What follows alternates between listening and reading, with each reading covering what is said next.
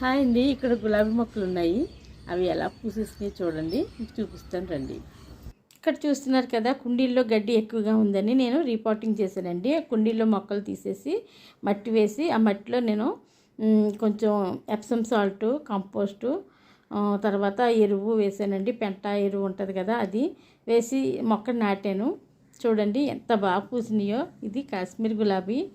చూసారా ఎన్ని పూలు ఉన్నాయంటే, ఒక 20 పూల వరకు పూసేసిందండి. ఇంతవరకు పూయలేదు. ఈ మొక్క కొని 6 నెలలు అవుతుంది. ఇప్పుడు నేను రీపాటింగ్ చేసిన తర్వాత ఈ విధంగా పూసినాయండి. చాలా బాగా వచ్చినాయి కదా.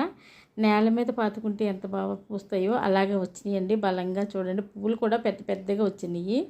ఇప్పుడు తెలిసిందండి నాకు గులాబీ మొక్కల్ని ఎలా పెంచాలనేది, దానికి ఏ విధంగా ఏమేమి ఇవ్వాలో అనేది. మీరు కూడా ఇలానే వేసుకోండి.